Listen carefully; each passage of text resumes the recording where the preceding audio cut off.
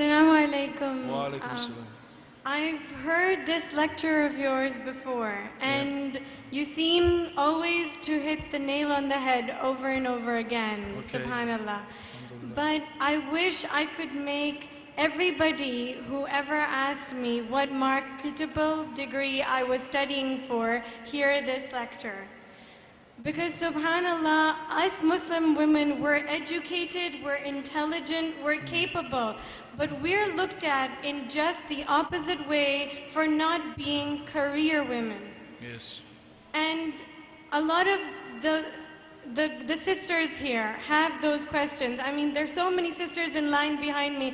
I was hoping that I would be able to represent all of them in my question. Yes. Basically, in today's world, we're given so many reasons to believe that we should be career women. They say that Khadija, for instance, radiallahu anha, was a woman who worked. She was a businesswoman. They say that if you're working in a department that is benefiting the world, like gynecology, like being a lady doctor, is that really so bad? They say that if a woman is given exceptional ability, like brilliance in mathematics, for example, is your God trying to cripple you by giving you an ability and yet not letting you use it to benefit the world? I mean, we're put in such a difficult position. Yes. So please explain, brother, what are we supposed to do to represent ourselves and our religion in the correct manner? MashaAllah. You know, I'm tempted to say, ask Dr. Zakir. I think I will try and answer this question, sister. It's a very, what can I say, what a fantastic question. Jazakallah khair. And I can feel that, you know, I can feel that sort of frustration that you have. You know, I want to reply to this, first of all, with an experience I have of someone I met. This is a sister I met who is a doctor in UK, and she came to me asking me to please help her find a husband. She said to me, this is what she said to me. She said, I see so many sisters, and this is really a problem in England. I see so many sisters, they have studied and they have got their qualifications and they have achieved all of these things, and they reach an age where they are now desperate to get married. Yet no one seems to be ready to marry them. And she said, I don't want to end up like the doctor, the non-Muslim doctor in my department, who is very qualified. She's a highly qualified gynecologist, specialist in her field, well respected. Yet, and she said, I don't mean this to be rude to her, but she is a miserable, you know, woman. She has, you know, you can see she's so frustrated. She hasn't really had a chance to live her life as a woman, as a mother. And I can feel that she's frustrated by that.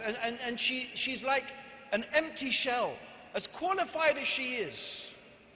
This is the issue. She said, I don't want to be like that. I don't want to end up like her.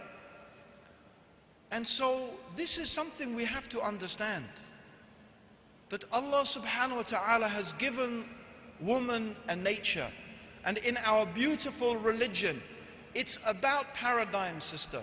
It's about how we should behave as Muslims, what we should teach our children, what we should teach our daughters, the environment that we should encourage them. As Muslims, we should be putting out the positive message, how positive and important and honorable it is to be a mother, how positive and honorable and important it is to be a good wife, how positive and important and honorable it is in the sight of Allah. And Muslim society should honor the women who take that role of motherhood, of being wives, of being good daughters, and they should elevate them and honor them. Khadija was not honored by Allah because she was a businesswoman. She was honored by Allah because how she cared and nurtured and helped and supported Rasulullah sallallahu alaihi wasallam as a good wife. This is how she was honored in Islam. This is the reality. However, I have to say, we are not saying women can't do business within the confines of Sharia. They can. We are not saying women can't be mathematical geniuses. We're not saying women can't be great authors and writers and anything else they want to be within the confines of the Sharia.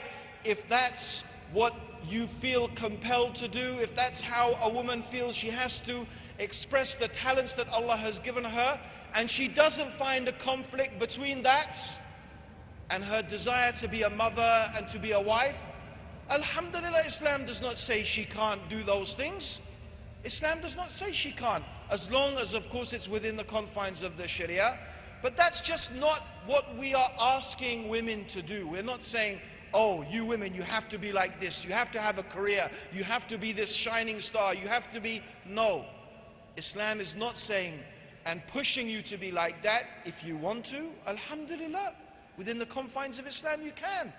But that's, you know, you should feel honored. You must feel honored. And we, all of us, must honor women and make them feel honored. Subhanallah. You know, I tell my wife, my brothers and sisters, can you imagine? And I just don't say this for me. I say this for any of the du'at who are traveling, whether it's Zakir or Sheikh Salim or Yusuf, or his wife is here with him this time, not always. You know, can you imagine our wives staying at home, and they don't have maids like you have maids here, by the way. They don't have families to help you and support you. When I go, my wife is alone with the kids. She has to go shopping. She has to do everything. And I'm away giving talks and lectures. It's very, very hard. You can't imagine. And sometimes that shows. But I say to my wife, you know what? You know what? Alhamdulillah, every talk that I give, every lecture that I give, every person that I inspire to follow Islam better, you get rewarded as I get rewarded. You get rewarded as I get rewarded. Yes, and you know what? She gets even more reward. She gets my reward, but she also gets rewarded for bringing up the children and caring for them while I'm away. She's getting even more reward than I'm getting, subhanallah. So, you know, this, we have to make the women feel honored, and they are honored, and Allah subhanahu wa ta'ala, you know, will give them a lofty station and a great reward, inshallah. May Allah bless our Muslim women. May Allah guide our Muslim women. May Allah guide the Muslim men to honor them and to cherish them and respect them with the honor and the cherishing and the respect and the love that they deserve. Alhamdulillahi Rabbil Alameen. Allahumma salli ala Muhammadin wa ala alihi wa sahbihi wa sallam. Wassalamu alaikum wa rahmatullahi wa barakatuh. يا أيها الذين آمنوا أطيعوا الله وأطيعوا الرسول وأولي الأمر منكم